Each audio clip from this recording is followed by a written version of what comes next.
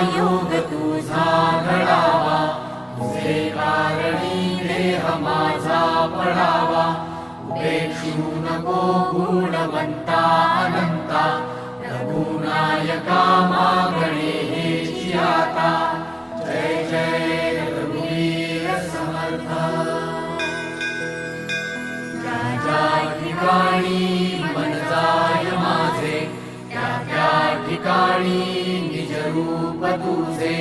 मी ठेवितो मस्तक ज्या ठिकाणी, तेथे तुझे सद्गुरु पाय धोनी.